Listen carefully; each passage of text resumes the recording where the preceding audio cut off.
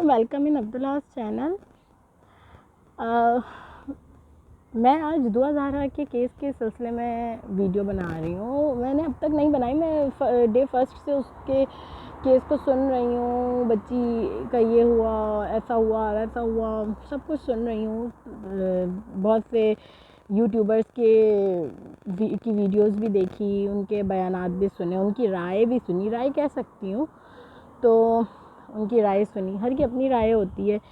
वो हुज़ूर सल्लल्लाहु अलैहि वसल्लम ने कहा है ना, फरमाया था एक दफ़ा उनके पास एक शख्स आया, उसने हुज़ूर सल्लल्लाहु अलैहि वसल्लम की बहुत बुराई की, हमारे नबी सल्लल्लाहु अलैहि वसल्लम की बहुत बुराई की।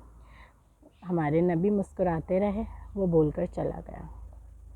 फिर एक सहाबी आए, उन्होंने आप सल्लल्लाहु अलैहि वसल्लम की बहुत तारीफ़ की, वो तब भी मुस्कुराते रहे। तो वहाँ पे जो सहाबी बैठे हुए थे, उन्होंने कहा, या रसूल अल्लाह सल्लल्लाहु अलैहि वसल्लम, ये क्या मामला है आप कि जिसने बुराई की आप उस पर भी मुस्कुराते रहे, जिसने तारीफ़ की उस पर भी मुस्कुराते रहे। उन्होंने फरमाया, मैं जो पहला शख्स आया था उसके लिए भी एक मिरर आईना था, जो दूसरा वाला आया मैं उसके लिए भी एक आईना था। सामने वाला आईना होता है, जो इंसान जैसा होता है वो वैसी ही राय देता है उसके बारे में। तो जितने भी यूट्यूबर्स जो कह रहे हैं, मैं उनसे बिल्कुल भी कुछ नहीं कहूँगी। जो जैसा बोल रहा है वो उसकी राय है भाई, क्योंकि सामने वाला तो उसके लिए मिरर है ना, वो तो अपनी बातें बता रहा है। तो उन पे दिल बर्दाश्त होने की भी ज़रूरत नहीं है और कुछ कहने की भी ज़रूरत नहीं है। हाँ, मैं अपनी राय ज़रूर दूँगी दुआ ज़हरा के केस में। उस बेचारी बच्ची, मैं बेचारी बच्ची बोलूँगी, मैं ये नहीं कहूँगी वो बच्ची खुद से गई और भाग गई और ये हुआ और वो हुआ। उस बच्ची के साथ जब वो अपने होश में सारे सेंसेस में होगी ना, तब बताएगी मैं कैसे गई थी और कैसे क्या हुआ।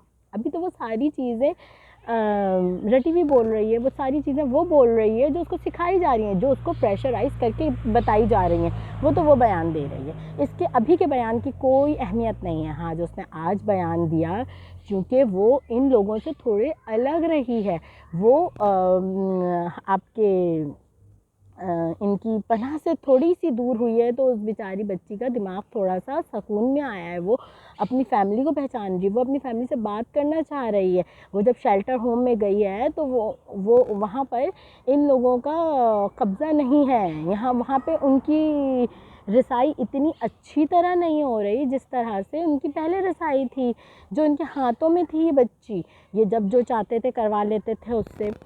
तो ठीक है, उसके आज के बयान की अहमियत है, क्योंकि वो आज अपने होश में रह के बात कर रही है। वो आज अपने दिल की कुछ बातें कह रही थी जो कि नहीं सुनी गई। कोई बात नहीं, आप लोग बिल्कुल परेशान ना हो। पेरेंट्स से मैं कहूँगी कि आप लोग बिल्कुल परेशान ना हो। देखें, जब सारे दर बंद हो जाते हैं ना, तो वो अल्लाह का जो दर होता है ना, वो खुलता है। उस दर का इंतज़ार कीजिए, थोड़ा सा इंतज़ार और। जिस तरह से आप लोगों के साथ मैं मारिया अली को सुनती हूँ, मैं महरीन सप्तान मैम को सुनती हूँ, ये दोनों मैम्स मेरे लिए बहुत काबिल एहतराम है, जो कि इस तरह डे फर्स्ट से इस केस को देख रही हैं और दुआ ज़हरा और उनके फादर के साथ खड़ी हुई है शाना बशाना। वो हर कदम पे उनके साथ हैं। वो मैंने मारिया मैम की एक वीडियो देखी थी, वो नींद में थी, लाइक उनकी आंखों से पता चल रहा था वो नींद से बिल्कुल उठकर आई हैं और वो सोई नहीं है।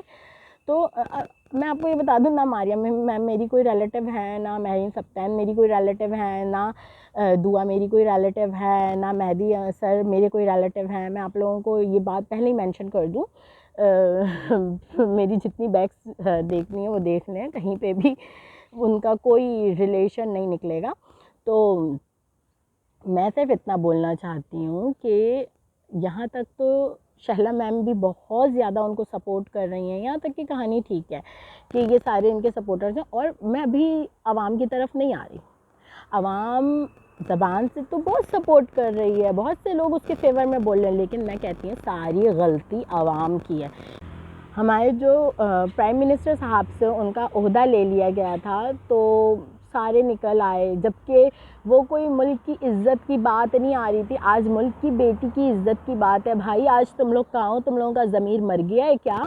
उस वक्त पे तुम लोगों के ज़मीर ज़िंदा हो जाते हैं, जान की बाजी हार देंगे और फला कर देंगे। और ओवरसीज़ पाकिस्तानियों का दिल देखें, जिनको जो ना लेने में ना देने में, लेकिन बस उड़ते बड़े चले गए, बहुत उड़ रहे थे, लेकिन अब कहाँ गई उनकी उड़ान? अब कहाँ है ओवरसीज़ पाकिस्तानी, जो नाम के पाकिस्तानी हैं, जिनको जो कहते हैं मैंने एक ओवरसीज़ का वो सुना था कि मैं तो कहती हूँ पाकिस्तान ही ना जाओ, पाकिस्तान जाके कौन अपने बच्चों की जान का रिस्क लेगा, पाकिस्तान ही ना जाओ। वाह भाई, बड़ा दिल होता है।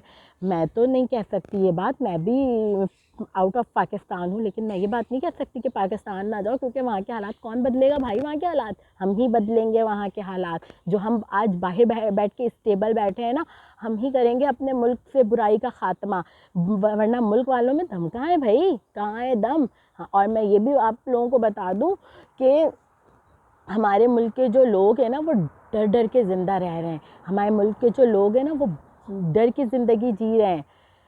उनको ये डर होता है, अगर हमने आवाज़ उठाई तो कहीं पुलिस वाले हमें तंग ना करने लगे, कहीं हमने आवाज़ उठाई तो कोई गैंग हमारा पीछा ना करने लगे। तो ये सब होता है तो लोग डरते हैं, लेकिन भाई अब बदल दें। एक कहीं तो आप लोग कहते हैं हमें शऊर आ गया, कहाँ गया आपका शऊर? आपके घर की बच्ची, आपका मुल्क आपका घर है भाई, आपके मुल्क की बच्ची आपकी बच्ची है, आपकी बच्ची के साथ ऐसा हो रहा है। आज ये बुनियाद रखी जा रही है भाइयों बहनों, आज ये बुनियाद रखी जा रही है। क्या होना है फिर कल को? कल को यही होना है कि आपके घर की भी कोई दुआ ज़ारा बाहर होंगी इसी तरह से, और आप इस फादर से कहीं ज़्यादा कमज़ोर होंगे, आप इस फादर से कहीं ज़्यादा कमज़ोर होंगे। मैं ये आप लोगों को बता रही हूँ, और मैं आप लोगों को ये भी बता रही हूँ कि अब भी वक्त है, निकल आएँ। वो माँ वो बाप इतनी आप लोगों से इल्तिजा कर रहे हैं कि कहीं को लोग निकलें, कहीं कोई कुछ करे, मेरे बच्चों के लिए कुछ किया जाए। क्यों? ये सारी पावर्स इतनी स्ट्रॉन्ग हो गई है कि हम आवाम कुछ नहीं कर सकते। वो कोई आसमानी मखलूक है क्या? कोई एलियंस है क्या जो हम उनका मुकाबला नहीं कर सकते? हाँ, कौन है उनके साथ, उनके पीछे? कोई मिनिस्टर लेवल का बंदा है ना। तो क्या हुआ भाई, प्राइम मिनिस्टर था ना वो, तो कहाँ गया? आज घर पे बैठा हुआ है ना वो शख्स। तो काबिल एहतराम शख्स है। आप हमारा चलो प्राइम मिनिस्टर एक तरफ, हमारे मुल्क का असासा भी है वो, इसलिए क्योंकि उस क्रिकेट के मैदान में, मैं इस मायने में आपको कहूँगी कि वो क्रिकेट के मैदान में जो उनकी खिदमात थी, तो वो उस एस्पेक्ट से भी मैं देखूँ तो वो हमारे लिए बहुत काबिल एहतराम है। और प्राइम मिनिस्टर के उससे क्या है, मैं इस बात पर डिबेट नहीं करूँगी इस वक्त, बिल्कुल भी नहीं करूँगी। मेरा मोटिव ये नहीं है कि मैं कोई उस तरह की बातें पॉलिटिक्स की करूँ, मैं सिर्फ अपने मुल्क की इज़्ज़त की बात कर रही हूँ इस वक्त। और मेरे मुल्क की इज़्ज़त जो है वो दुआ ज़ारा है इस वक्त। ठीक है, आप लोगों को नहीं अंदाज़ा कि दूसरे मुल्कों में कैसी बातें हो रही हैं, हो रही थी। एक टाइम हो गया है, लोगों को टॉपिक मिल गया है, पूरी कौम यूट्यूब पे तो आके बड़ी बातें कर रही है। धरना देना आप क्यों भूल गए आप लोग भाई? आप लोग निकलना क्यों भूल गए? कर दें पूरा हाई कोर्ट ब्लॉक, कितनी पुलिसें आएंगी? जैसे आप लोग धरनों में निकलते हैं, जल से निकालते हैं, पुलिस बकौल आपके कोई कुछ नहीं कर सकता, मर जाएंगे, कट जाएंगे, मार देंगे। गुनाह लोगों की जाने गई हैं भाई उन जलसों और धरनों की वजह से, सब आप सब जानते हैं। लेकिन आप सिर्फ इतना जान लें कि ये वक्त है आपके निकलने का। आप अभी भी अपने सेंसेस में नहीं है पाकिस्तानीज़।